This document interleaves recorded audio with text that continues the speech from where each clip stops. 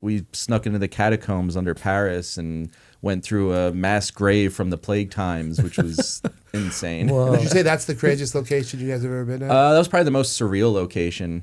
I mean, first of all, like we just met these guys. Like we originally, so long story short, we had it set up where we knew before we even got out there, we had guys lined up that were going to take us into the catacombs because it's a maze. Like there's like 300 plus miles of tunnels under Paris. Wow. And then there's the museum part, but like that's all locked off, but there's still 300 miles worth of tunnels.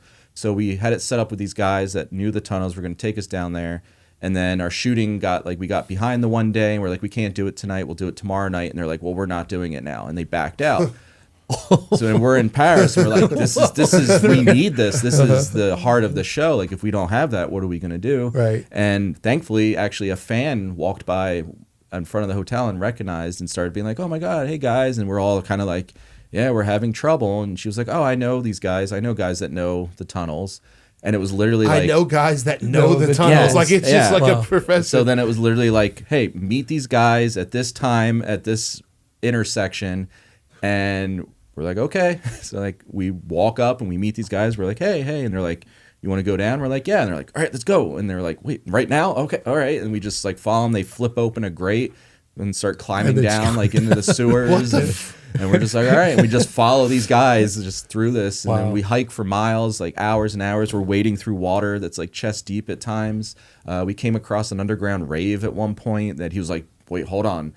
And then underground rave? Yeah, like when we first got down there and he's around the corner and he's like, let me go talk to him. Because like, you know, if you're down there, you're not, you know, you're not supposed to be down there necessarily. So like, he was like, let me go check. And then I just hear yelling in French. I don't know what they're saying.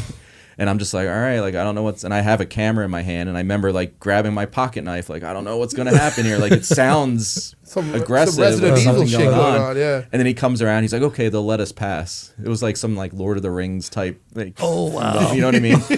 And he's like, all right, they'll let us pass. Like, just don't point any cameras at anybody. Like they'll let us walk through. Like just, so then we like walk through, eyes down, cameras down. And of course I'm peeking. And of course, like we just walk through it. Oh, wow. You know, and then we went for, miles again. And then we get to a point where there's a T-junction and there's a hole in the wall. And the guy's like, go in there. And he's like, we're 300 feet below the cemetery.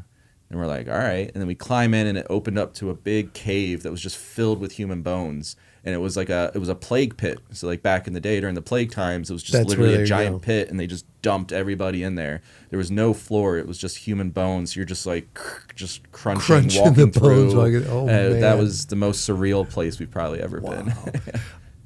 First off, so many things. There's a community. I gotta watch this show. There's a whole community down there. Oh yeah. Number two, they throw raves. Yeah.